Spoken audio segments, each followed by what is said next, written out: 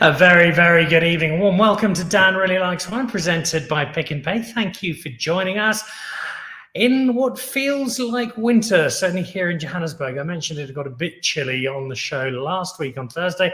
It has got very chilly today. I think there's going to be a fire going in the Nicholl household by the end of this evening. Cool weather demands lots of nice warming wine, and we'll be talking about lots of nice warming wine today as we bring you the second part of our harvest report. About 2 weeks ago, I think we did the first of our two harvest reports. We had a look at wines of Constantia with Constantia Royale. We dropped in on Elgin with Andries Berger at Paul Kluwer. We found out how wine was also looking in the Franschhoek area, up in the Swartland with Andrea Molyneux, and we touched base with Picaneers Kloof as well. Today, we have a look at Durbanville Hills, at Stellenbosch, the Hemel and Aarde Valley, at Robertson, and at Wellington, with a quintet of acclaimed winemakers. And what is a very, very busy week of wine this weekend, the Pick n Pay Wine Festival, which I'll give you some more details on in a moment, will be taking place. Some great, great producers. And there's just stuff happening all over the winelands at the moment. Real post-harvest energy on what I think has been a really good harvest by and large. That was certainly the response from part one of our harvest show. Is it the same with part two? Well, we'll find out through the course of the evening. But before we go over to our winemakers, let's have a look at a couple of items of news from the world of wine.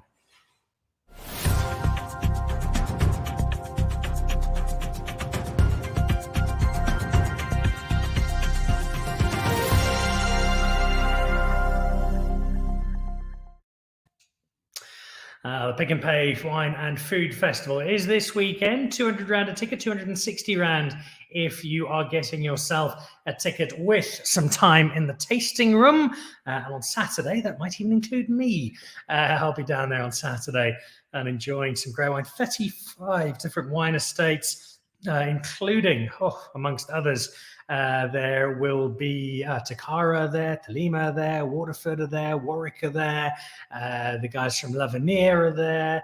There's a whole pile of them. I'll run through some more of them a little bit later. But yeah, if you are keen to come along, it'd be lovely to see you down there, either Saturday or Sunday down in Kenilworth. Great event and a great day out. Also looking like being a great time out, the Durbanville Wine Valley. It is Sauvignon Blanc Day coming up. That's next Friday. And in the build up to that, the Durbanville Wine Valley's got a number of events they will be having to celebrate Sauvignon Blanc. Friday, the 6th of May, there's a wine tasting and a 2-course meal that's hosting at Durbanville Hills, and one of our guests will be there, Grendel, who are on the show this evening, as well as Groot Vesnitskaraal, Deelsdaal, Maastricht, DWV Merendal, and Klein Rosboom. And there's also a Thursday evening event that's at Groot Vesnitskaraal, which you can get to. So a lot happening in the Durbanville Wine Valley next week. It is the spiritual home of South African Sauvignon Blanc, and those are two lovely events to go and check out. Also, as a bit of news, I can share it to you here. This has arrived. Dun, dun, dun, dun. It's the new Villafonte Series M.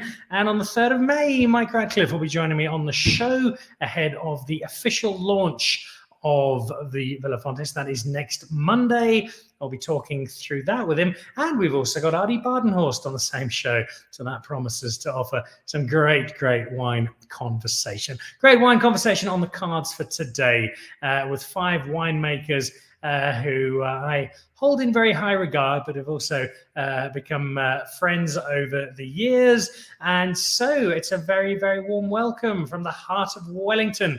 Corlea Fourie joins us from Bosman. We've also got Jeff Grier from Villiera, winemaking royalty in South Africa. Charles Hopkins out in Durbanville. Emul Ross joins us from Hamilton Russell, Hemel and Aarde Valley. And Henk van Niekerk, the former Saracens rugby star, who is now a winemaker. He hates me mentioning that, and so I make sure I do it at every possible opportunity. Guys, welcome. Lovely to have you all on the show. Oh, thank you. Hey, thanks, Dan. Good to be here. Great to be on.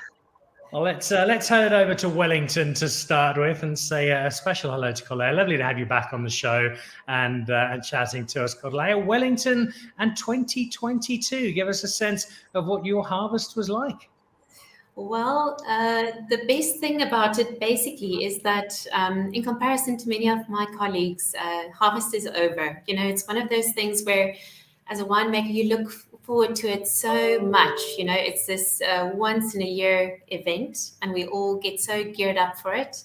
And then at some point, when we do put it to bed, we're actually quite happy about it too. So it's been finished since the last week of March. In terms of the run of harvest, it was unpredictable. At the beginning, we were waiting for those white grapes just to start. We had a very cool, season leading up to the white grapes coming in.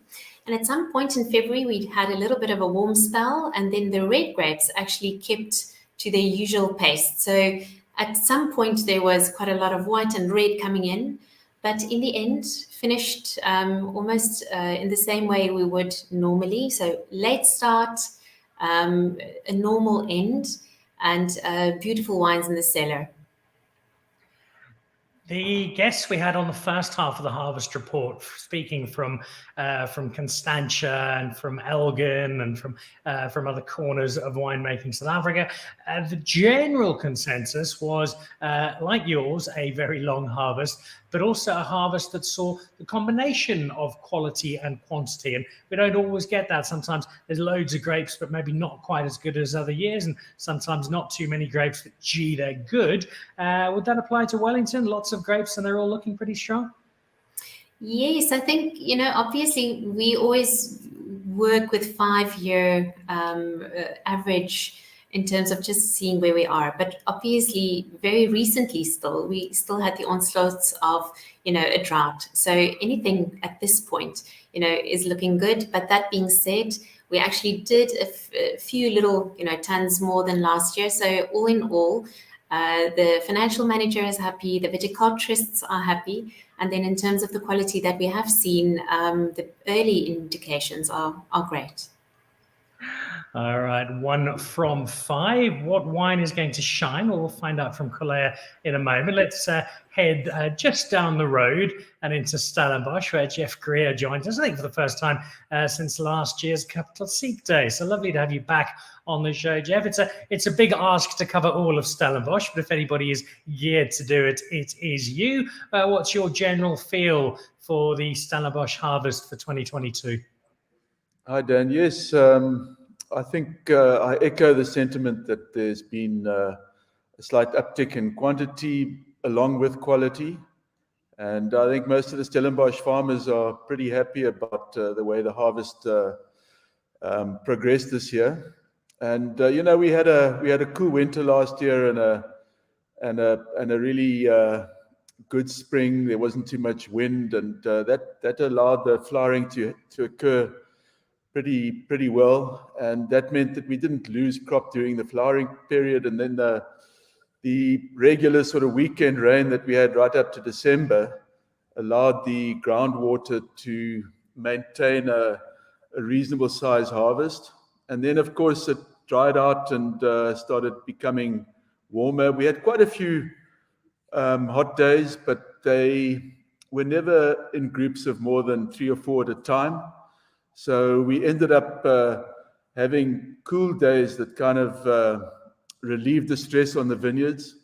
And this was one of the years where we had to irrigate less than most other years. We basically only had 2 little irrigations. We only irrigate to relieve stress, not to increase yield. But the vineyards were healthy, fairly unstressed. And because of those cool days that interspersed between the warm days, we actually found the harvest was quite gradual, and that we could attend to every variety as it ripened.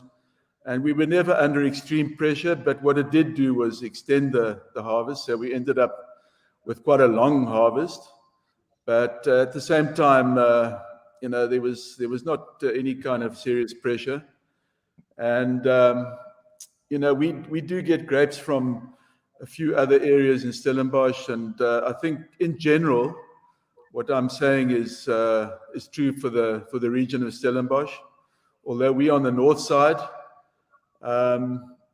the cool, slightly wet winter was very good for the start, and then the vineyards actually performed. So we were very happy with quality and quantity, and we just hope we can get the packaging enough of and in time in order to put these good wines into the bottles and get them out into our markets, because that is now the next hurdle that we're facing. But spent a little bit of time at Glenelly towards the end of harvest with Luca Cunningham, and also dropped in and saw Stuart, Berta, Takara. Both of them were only too happy for some distraction because they felt like the harvest had been going on forever. Was that similar at Villiera? A sense that, gee, when is this ever going to come to an end? Yeah, that's what some of I've got two winemakers with me here, and they mentioned that they felt it was going on a bit long, which was the case. But I reminded them that there have been years in the past when they were still at school where the same sort of thing happened, and at least there wasn't much pressure. The problem is when you've got a long harvest and certain weeks of extreme pressure, that's when you take strain. But this year, no problem. It was great. Well, let's find out how the harvest went down in Durbanville. Charles, lovely to have you on the show. Charles used to be the most famous person in his family. His daughter is the host of Bourse de Vrouw. So I'm afraid Charles comes in at number 2 at the moment, but I think quite happily. So, Charles, Durbanville 2022, how's the harvest been for you? Yeah, Dan, thanks a lot. Gee, I have 35 years. I think it's on the show. It's only Jeff that have more experience than me, not to be forward saying that. But, for me always, and it's, there's no proof in that, but uneven years always, in my opinion, produce a bit better wines than even years. And of course, this one is an even year, so I was a bit skeptical. But I must say, very much adding on what Corlea and Jeff is saying, good rain towards the end of winter last year, good spring rain, and then the water table was sort of good in the soil, and good flowering and set and everything. And then unfortunately in January we experienced 3 weekends. Literally on weekends there was a bit of a heat wave, a short small heat wave. It luckily didn't carry on for days. And if you have a bit of water just to supplement your vineyard, you can take the relief that stress, and we did. And I must say, if I must summarize the vintage in one sentence, I'll say it's above average quality and quantity-wise. That's my take on the vintage. I'm quite excited about Sauvignon Blancs. But like Jeff say, when you start filling up the winery towards the end, it's a bit like a chess game. You need to press this tank and fill it the next day again and put this two together. Luckily, or definitely as varieties, not as a blend of two varieties. And it becomes a bit of a tussle, in the cellar. And sometimes we wait literally in the morning. We pick grapes and pot them up, and then press a tank and then rinse it out and fill it up again. I'm talking, of course, of red grapes. So it can be tiring. And I think everybody is, like Corlea said, towards the end, you literally count the days down till it's still, you take in the last grapes and you go, voila, this is the last. Very special. So a vintage then that looks promising from Durbanville as well. For those of us for whom the harvest is something we watch from afar and perhaps not with a full and intimate knowledge of how it all works, what are your key pointers, Charles, as you build up towards harvest? What are you looking for to go right? What are you crossing fingers doesn't go wrong in that stretch leading up to bringing in your grapes? Then we experience veraison, when berries are turning in color, of course, from green to black in the case of red grapes, or reddish, dark reddish, and of course, lightly yellowish in the case of white grapes. And maybe for the people that don't know the process of veraison, you can go to the vineyard and literally pick berries and chew them and swallow them, and they sort of tasty, and the sweetness and the acidity is getting in balance. if you can have from there till picking, in our case here at the Grendel, we are 7 kilometers away from the ocean, and all our vineyards have a clear view towards the ocean. If you can have 45 to 55 days, and I'm talking now mainly of Sauvignon Blanc, without heat waves, and some moisture in the soil, and no complete disasters like hail, or not even talking about fires, veld fires next to a vineyard, but then it's the sign of a great vintage. If you can achieve that. Now, I did mention that we had 3 small heat waves over 3 weekends, but the vine's recovery, if you can sort of add a bit of water, supplement it a bit, it recover quite well, and it can sidestep the reduction of acidity. I must say, for me, the vintage was 10 days later here in Durbanville, and acidities was slightly lower, I think, due to that 3 weekends of heat. So there is the analysis from somebody who knows Durbanville rather well. Sauvignon Blancs in particular looking promising. We'll go back to those in slightly more detail. Let's go a little cool climate now and wander up the road to the Hemel and Aarde Valley, where Emul Ross from Hamilton Russell joins us. Very, very good evening. Lovely to have you on the show. Emul, give us the portrait of 2022 from a Hemel and Aarde harvest perspective. Dan, I think we had a great vintage. Also, obviously, the heat waves did reach even the Hemel and Aarde. So we had a few hotter than the normal days, which I think did cause an increase, as Charles mentioned, in pH. But then again, we've normally in the Hemel and Aarde, we've got very low pHs. So slightly higher than normal pHs, but nothing to really stress about. I think a fantastic red wine here. If I look at the stuff I've got in the cellar and that I've tasted at friends' cellars, the Pinots look absolutely amazing. Not many people with Pinotage around here, but I can tell you the Pinotage in our cellar is looking, I think, the best since I've been here. So it's in best in 8 years. And generally, yeah, nice wet sort of early growing season, and then it dried out nicely from sort of the beginning of January. We started getting nice dry weather to ripen everything up. So later than the last couple of years, and ended later. In fact, Craig, who I've replaced for this interview, who's under the knife now, busy fixing his leg. He's still got cab hanging. So I don't know if he's trying to stress anybody out, but he's the last in the valley with some cab hanging. So we're not done yet, but it's been incredible so far. Craig is Craig Wessels from Restless River, who broke his leg going surfing. This is why middle-aged men should be playing lawn bowls and croquet and things far more age appropriate.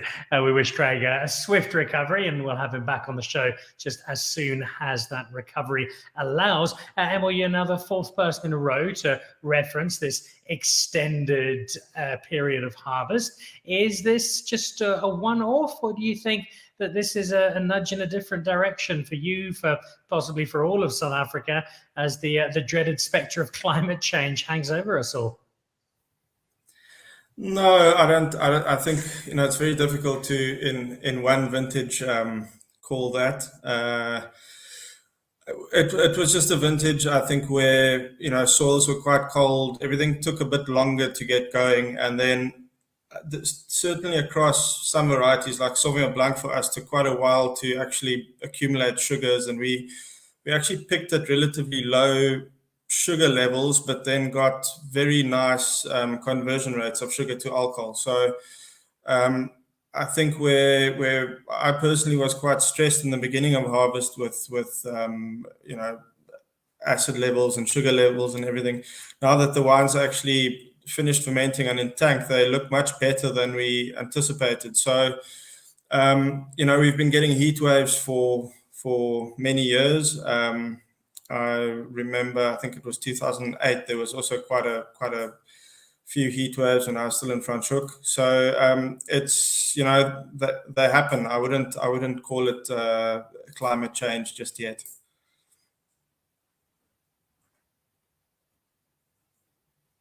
Does that answer Obviously, the question? something we're watching very closely to see how it does impact. Is it a one-off? Is it something more definitive?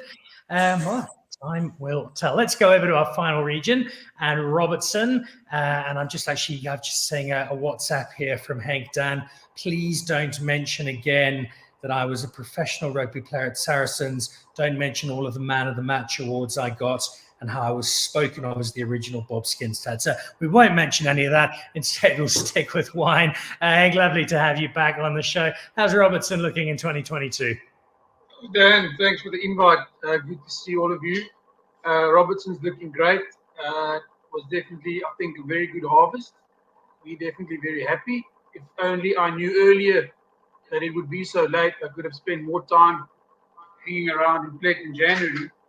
Because from a cup to six point of view, that's normally when the harvest season starts. So it's normally the first pickings, the Chardonnays, and so on. And to add to what everyone else has said, it was definitely late. I'm looking here at my filing system and record-wise. I mean, our first day of picking was on the 19th, and then we skipped a few days into the 31st of January, which is normally we are done with picking all our cup to six grapes by then. That was sort of the start. So it was as per the other regions, late. And that is on the back of a cool, wet winter, cool, cold spring. And the weather data here in Robertson tells us that December was on average 4 degrees cooler than normal. Now that's a lot. So we had a very cool, almost cold December. And so basically everything was later. Yes, we also had some heat in January. I think the third week of January we had some also a heat wave. We were then already picking Chardonnay. And it was a bit of almost like a season for hold, engage. You had to wait. Everyone's always very keen to get going. But yes, it was late. You had to wait for the sugar and wait for the ripeness. But it was worth the wait. Also in our region, we got more, sometimes, we're not the greatest for natural acidity, but it was a good year for us in terms of natural acidity. So we're very happy. Yield-wise also, Chardonnay Pinot Noir, good yields. I think closer towards the Bonneville area, perhaps not so much, but in this Robertson region where we are, definitely a good year for Chardonnay and Pinot Noir. Also quality-wise, I think we're very happy. So far so good. Expand our knowledge, if you will, on the art of the harvest. I'd be terrified of getting it wrong because you can't put the grapes back on if you've gone a little early, and if you go too late, you can lose some of the best of them. What are the pointers that tell you, right, this block is ready to go? And is that the most nerve-wracking part of being a winemaker? I might change my mind every season about how you should approach it, but I think also this year sampling was very difficult. If you take the normal processes of where you pick samples to get your sugar bulling, it was very difficult and extremely inconsistent. I've lost my mantra in taking samples because the only sample you could really take was a tank sample I found this year. It's very inconsistent. It was difficult to get, especially early in the season, to get the. So some say get something in green, and then you can always get something riper towards the end. But that can also backfire. So if that's difficult, that's a bit of gambling. So I think you got to pay attention and just we can only do a small amount per day, so we have to pick X amount of days anyway. So I prefer to get going and rather wait. We have sunshine, we have good weather, we know we will get the sugar in the end, or the ripeness. So there's a better chance of it running away, from my point of view, running away in terms of ripeness or sugar. So I would prefer to get something green, to have that base. But and then you can always wait towards the end. But some people might totally disagree with that strategy.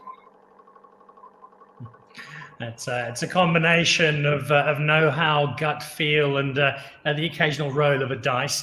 but all of our winemakers are as acclaimed as they are because they get these kind of decisions consistently right, and that leads to consistently good wine. Let's go back to Durbanville and to Charles.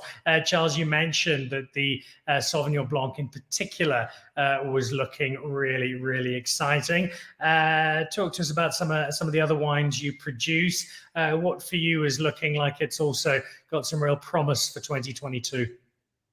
Dan, it's of making wine a few years, it's quite difficult to make a judgment and a final call on red wine, because in my case here in the cellar, there's about a third of them finished with malolactic, and they're a bit sort of closed and tight before malolactic, and then after that they get racked and acidities get adjusted, and then you can actually make a good sort of call on them, a judgment on them. But the white wine's looking excellent. I must say, Chardonnays, our Chardonnays is from Ceres, sort of not Durbanville. It's the Oppieberg, Ceres Plateau. That's looking fantastic. But for me, with what I said earlier, uneven year 22, and sort of starting the vintage and being a bit sort of not worried, but skeptical about the year. I must say the Sauvignon Blancs that we're busy blending and cleaning up now and taking from lees is looking fantastic. A great combination of tropical fruit that we call thiles, not trying to impress you with technical words, but thiles, but also a bit of greenness in them, greenness in a positive sense, a bit of lemongrass and capsicum and asparagus flavor. So a great combination. And there's a whole debate in the industry. What is the sought after Sauvignon Blanc style? And of course, at the end of the day, is pack as many styles as possible in a Sauvignon Blanc, because some flavors will become a bit sort of subdued over time, and some will take over. So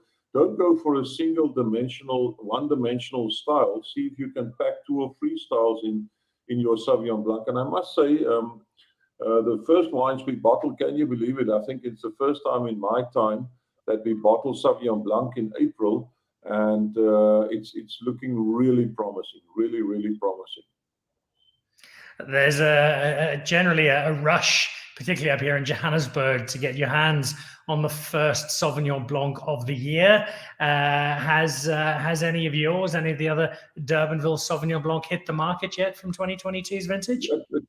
Dimmersdal really, in our case it was, and not being complacent to say that in our case it's more sort of having stock available for some export market and the local market. But Dimmersdal, for instance, they produce and go boots and all to see if they can bottle the first Sauvignon Blanc. And I remember it was also always a toss-up between, I think, the Tuiskloof and Dimmersdal and maybe some other wineries that I can't remember. See who's the first person that can bottle the fresh Sauvignon Blanc. And Dimmersdal bottle, I think, literally already 3-4 weeks ago, a month ago, they bottled their first 2022. And like you say, there's a big sort of following for this in-your-face fresh and racy flavors, and racy acidity. That's very typical of a very young Sauvignon Blanc.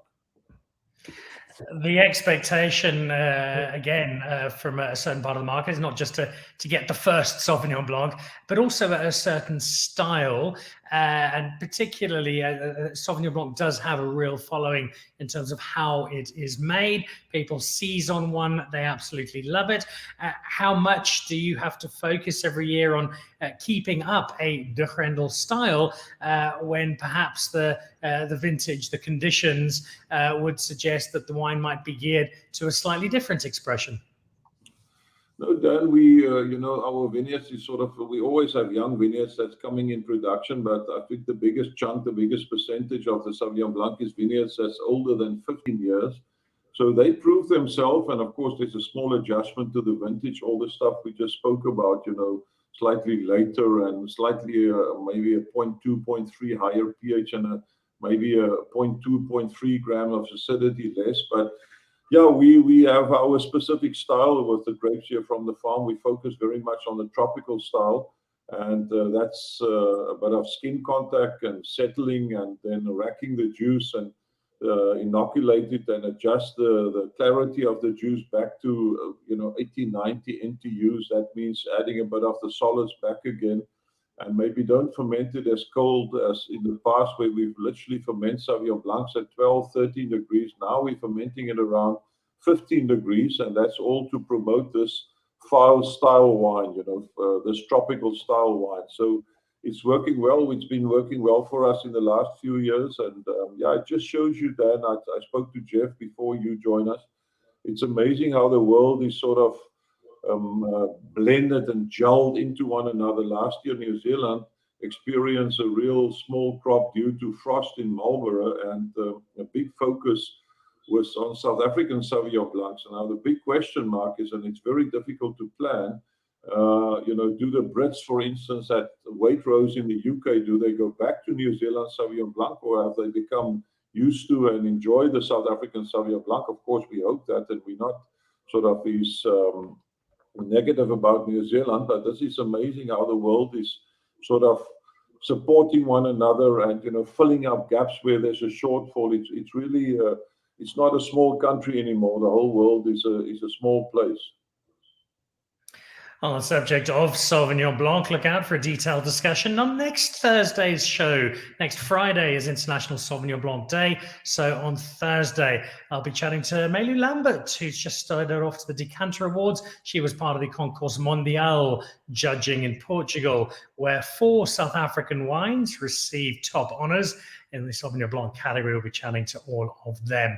Durbanville Hills is not just about, that's the hills of Durbanville, as opposed to the winery, not just about Sauvignon Blanc. So too, Hemel and Aarde is not just about Pinot Noir and Chardonnay. And we heard a moment ago from Emul that Pinotage is looking really good and becoming a stronger and stronger category.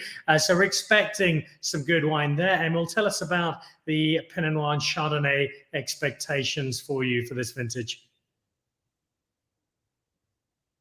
It's got big boots to fill after last year's vintage. I think 2021 was quite special, and for the whole area, and for us, I think it's the best vintage since I've been on the farm.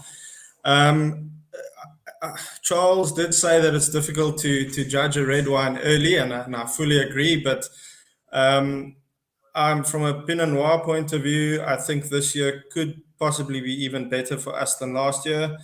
We'll see when it gets to the bottle in a couple of months' time. And then Chardonnay was, I wouldn't call it underwhelming. That's a strong word. But initially, I was a bit. I wouldn't have said that it's a great Chardonnay vintage. But every week when I taste the wines now, they're just becoming more sort of aromatic and just more together. They were a bit sort of all over the place. I guess they just finished fermentation. But now that we've sulfured some of them up, they've just really pulled themselves together nicely, and there's massive potential in this vintage. I think it'll be more patchy across areas, but I think if you made the right picking decisions, you could potentially have a very good vintage this year. I asked Henk a moment ago about making that call, when to pick. I think all of the wine areas are full of very close-knit winemaking communities. How much chatter is there on the Hemel and Aarde winemakers WhatsApp group about who's looking to pick when, getting advice from each other, and making it a bit of a team effort in easing the burden? There's always that sort of pre-match tension, before you get going. We generally in the Hemel and Aarde Valley, we tend to pick Pinot first, and then the upper valley starts, and then the ridge. So it's usually myself or my neighbor Chris at Bushard who have to make the difficult decision to start, but there's a fair amount. But I think we've all been around for on the respective properties for long enough to know where to look, and I think we get better and better at deciding when to pull the trigger. As you said earlier, it is something that you can't put back on the vine once you've done it. So it's always a bit of a big decision, but we've gotten better at it, and I think we it depends for some people how good the waves are up in Stilbaai or what the weather's doing. But there's a good cohesion and a good we look after each other here, so everyone knows when to pick. All right. Tell me then, also just you mentioned that the Pinotage was looking really good. That obviously comes under a slightly different label. Are there any other ideas of expanding a bit and of perhaps taking a cue from something like the Restless River Cab or some of the different wines that JC's making a creation away from the standard bearers that are Pinot Noir and Chardonnay, and adding a little more to the broader offering? Well, we bottle the Pinotage. We do a Southern Rye Pinotage and then Ashbourne. I've tried for many years to twist JC's arm. His Swiss, they take a while. I'll see what I can do. But Craig's made a few interesting attempts, and he's actually got some in his cellar this year, I believe. So I'm hoping for the best. I mean, Bosman's got some fantastic Pinotage on their property. We just need people to put the stuff in bottle. There's a lot of potential here. We've been planting quite significantly on Ashbourne on the property. So I'm hoping that more people stop blaming the cultivar and actually just plant it and make wine from it. It can be quite special. There's almost a quiet Pinotage revolution brewing, I think, in South Africa. I can see Emul is very much part of that. So that's one to mark down on the wish list, along with the Chardonnay and the Pinot Noir. Let's head back to Stellenbosch and to Jeff. What's going to be coming out of Villiera in 2022, Jeff, that we should be selling the family silver and investing in? Yeah, Dan, as you know, we do a lot of Cup Classique. It's about half of what we do, and which is a little bit abnormal for Stellenbosch. Stellenbosch is mostly red, as you know. The region's focused a lot on Cabernet Sauvignon, and but because we Cup Classique producers, we actually enjoyed this vintage particularly because, as everyone has mentioned, it was a cool winter and it extended into December, and coming into the bubbly harvest for the Chardonnay and Pinot Noir and a bit of Pinot Meunier, it was absolutely perfect. The acidities were nice and fresh, and and because it started to dry out in January, the fruit was just super healthy. There was nothing to cause any problems into the harvest. But we had really good base wines. And again, as the guys have mentioned, the base wine is even more difficult to pinpoint the quality until you've started blending and seen the stuff a year later after second fermentation in the bottle. But Charles also mentioned that I have about 40 years of experience in this game. And so I have an idea that 2022 is going to be really good for sparkling base wines and for the finished product ultimately in a couple of years' time. The other thing about healthy fruit is that it lends itself to good white wines. There are some white varieties like Chenin, which Stellenbosch is quite strong. Adds a bit of extra complexity and flavor. But this year, everything was super healthy, and we got pure fruit and good acidity. After those little heat waves, there was some loss of acid, but generally, the white wines, the Sauvignon and the Chenin and Chardonnays were good. But I think what we have mentioned about the harvest this year is that there was an extended harvest, which means longer hang time, which basically means phenolic ripeness. And anyone who makes red wine, especially, the late varieties like Cabernet Sauvignon and even the mid to late varieties like Merlot, long hang time and phenolic ripeness are critical to having quality wine. And, this year, because the ripening was gradual, we actually got phenolic ripeness at around 13.5, 14 alcohol, which is great because, more and more people are critical of red wines that have 14.5 to 15 alcohol. And so if you can get phenolic ripeness at 14 or even 13.5, I think you on a winning ticket. So, well, I think I've mentioned the whole range of wines, but I think at Villiera we're looking at a good bubbly harvest and really good Merlot. And I think in general in Stellenbosch, again, we're looking at pretty satisfying Chenin. And I think most of the Cabernet producers are super excited about what they have in their cellars at the moment. And now it's just a question of, barrel aging and proper attention to detail on blending and choice of oak and that type of thing. But it's looking good. Let me tap into those 4 decades plus of experience. I asked Emul about the late harvest being a one-off or a sign of things to come. Have you had a harvest before similar to this over the years? And do you think this was just an anomaly in 2022, or could these slightly drawn out and later harvests become more of a feature?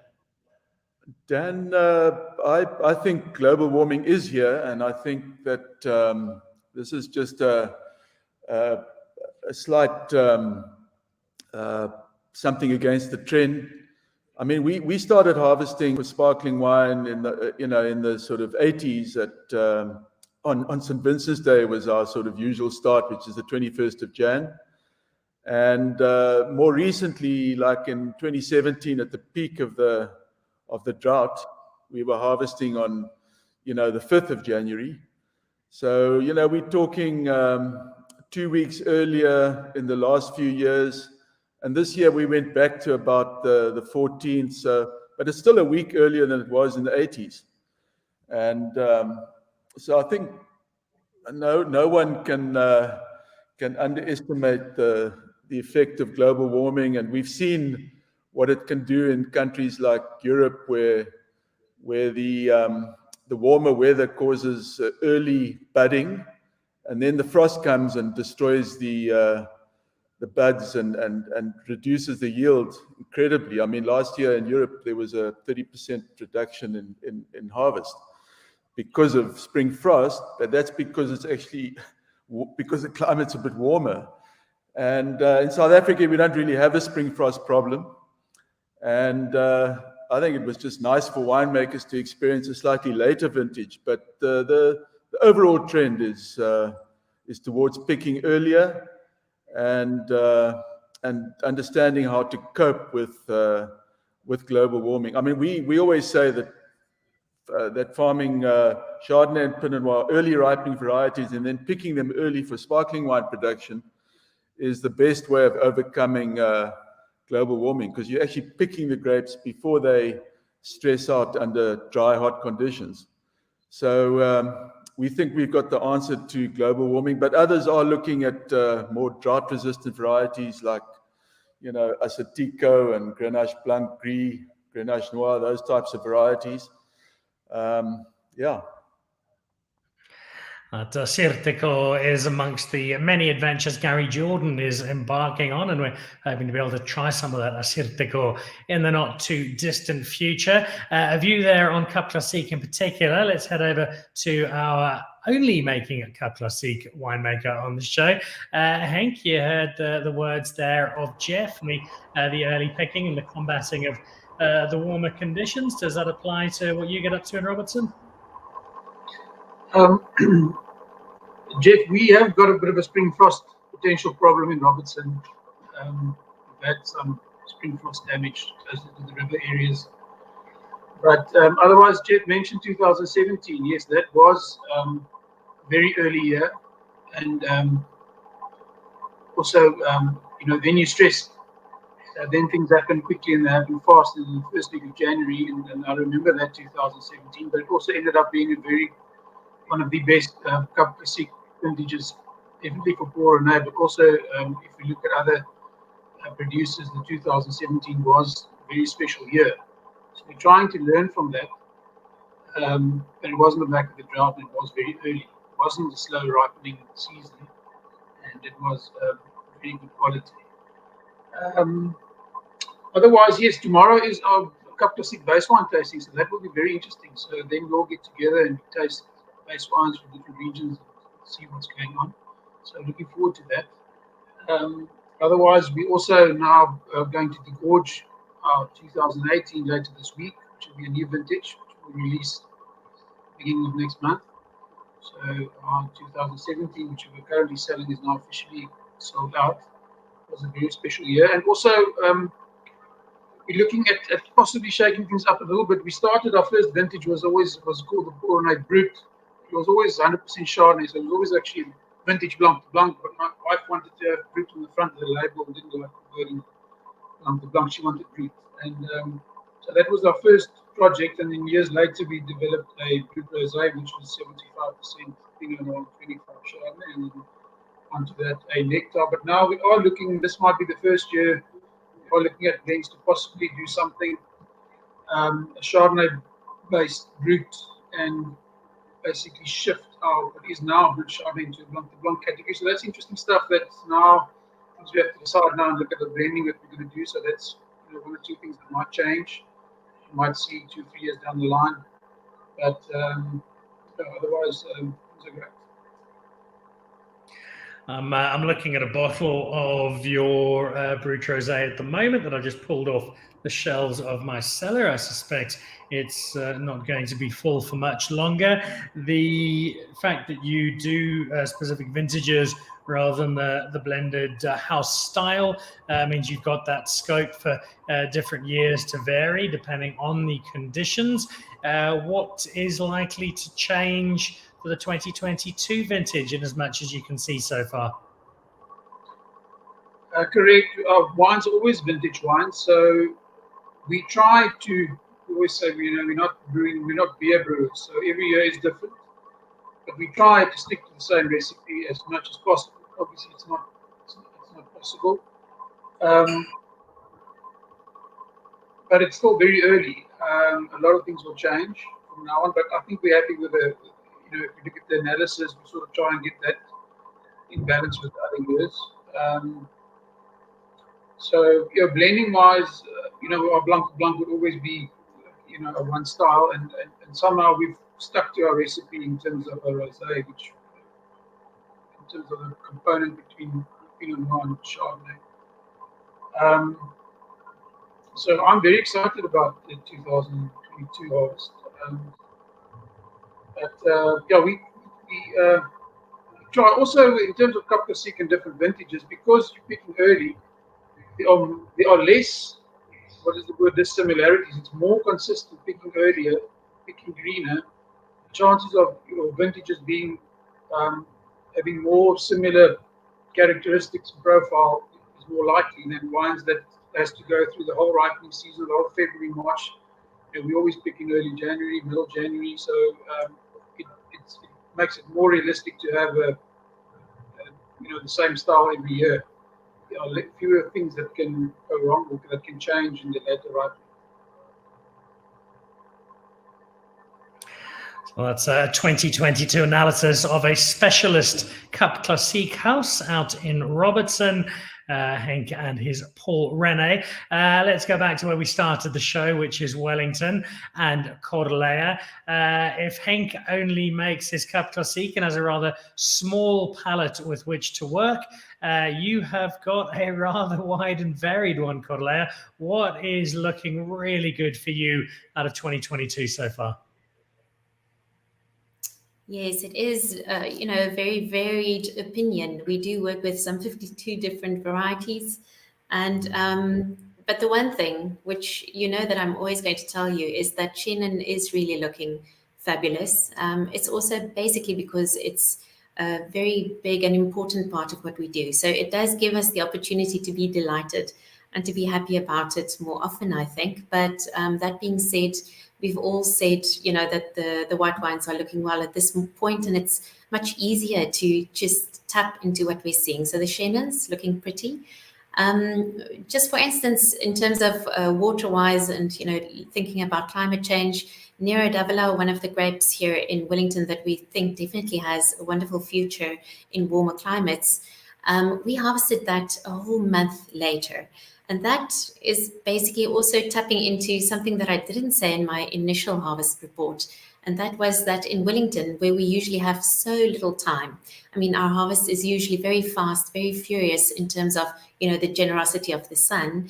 I think this year I'll remember as the year in which I procrastinated most, because we did have the opportunity to really, preempt, to think, to give every variety its most, the best possible opportunity to get to that point where we wanted to harvest it. So I think this year will be remembered as the year in which the harvest didn't dictate the wines that were made, but where as a team, our viticultural team and winemaking team, we were definitely tested in, making decisions and really thinking about it. So I think this year I'll remember as the year where I was really not physically tired, but also, thoughtfully tired, thinking about what we needed to do and when we needed to do it. But going back to the hit list of wonderful wines, I think the Chenions will be fantastic. Some of the conversation also alluded to some of those varieties like Cabernet and Merlot. Yes, we're really looking forward to those in this very, very early stages. And then I'll have to put, Pinotage on my list as well for Wellington, as those grapes that really did the trick this year. That'll make Emul very happy, and Nina Smith will be dancing with delight at news of some more great Bosman Shannon on the way. There is a sense of adventure to Bosman. You come up with new and interesting stuff on a regular basis. Will there be anything new, different added to the 2022 list? I think for 2022, we were venturing into making wines in new facilities. That was our biggest, just one thing that we wanted to do right. So it was doing less, let's say, experimental things, just honing in on making sure that we were doing the best possible job of getting to know one of our cellars better. But there's always something. We've already harvested and bottled our very first vintage 2022 wines. It's not Sauvignon Blanc, but it's Pet Nut, one of those very interesting, styles, which has a lot of people very excited. I see it as harvest juice, that opportunity that you have to show somebody later in the year what wine in your cellar tasted like in harvest. So Hemel and Aarde grapes, so Weisse, Riesling and Chenin already in bottle, and really looking forward to having that finish and ready for market in September. I see Lisa Harlow's watching. Great to hear how well the 2022 harvest has gone. I shall definitely be back visiting in the spring. We look forward to having you. Speaking of visitors, just before we wrap up, Corlea, did I see that you had Tim Atkin around visiting you quite recently? Yes, that was some 2 weeks ago. It was a wonderful opportunity to see the rest of my Wellington colleagues as well. Many of them were still harvesting at that time. We had a wonderful morning showing him, some of our beautiful spots, looking to new, wonderful Chenin vineyards, and a little bit of showing off Wellington, which we love doing when Tim's around. I know he's a big fan, and he's, I think last year he had your Nero as one of his wines of the week at one point. So big fan of Boston, big fan of South Africa. One last point to touch on just before we say goodbye to our wonderful collection. Charles, I'll jump back to you because I think you're the only one of our guests whose wine will be on show at the Pick and Pay Wine Festival this weekend. What can we expect to see for people who are coming down to that Pick and Pay Wine Festival on Saturday or Sunday in Kenilworth? Dan, if I understand it correctly, I must just follow it up. I hope I'm not sort of giving you wrong info, but the Merlot will definitely be on there. We are quite strong in Merlot. I think for our size, harvesting between 500 to 1,000 tons, we harvest 720 this year. Merlot is a very, very important variety to us, and that will be on show, and it's so special, It's we work so hard in the vineyards. doing meticulous work, plugging leaves at certain times and opening up the canopy and opening up the cluster zone, and then, working in a slightly different way, looking at the tank shapes and stuff like that. So I'll be very happy if friends and clientele can enjoy the Merlot at the show. One of the 35 different estates who will be on show down at the Pick and Pay Wine Festival this weekend. If you're there on Saturday, I look forward to meeting you. So there is 2022 in a nutshell. Lots of quality, lots of quantity, lots of fantastic wine coming out. The Sauvignon Blancs and Durbanville looking really, really good. The Chenin from Corlea at Bosman, Pinotage, and the two other labels that Emul works on. Coming through nicely in the Hemel and Aarde Valley. Well, the bubbles are always great out of MCC, and it looks like there's some more great bubbles on the way as usual from Villiera as well. So some wonderful insight, guys. Thank you all very, very much for joining us, and Emul in particular for jumping in at the last minute after Mr. Wessels fell off his surfboard. So yeah, thank you all. I look forward in the next 2 or 3 years to see that wine come to fruition, and to having you all back on the show again soon, celebrate your winemaking, and of course, in the case of Henk, that brilliant rugby career at Saracen. So, guys, thank you all very, very much appreciated. Thanks, Dan. Bye-bye, everybody. Thank you. There we go. What a collection. Those are 5 absolutely fabulous winemakers. So big thank you to Corlea and to Jeff and to Emul and to Henk and to Charles for wrapping up the second half of our Harvest Report and wrapping up the show for today. Back on Thursday, it's your last week to win that brilliant competition with Bellingham. The details to follow in just a moment. See us on the show on Thursday when, amongst others, Alvy's Drift will be joining us, as well as Friars Cove, 2 of the wineries will be participating in this weekend's Pick and Pay Wine Festival. And I hope to see you there at the weekend. Have a great week. Look after yourselves. Drink plenty of South African wine. And look out for 2022. It looks like it's going to be another terrific South African vintage. Goodbye.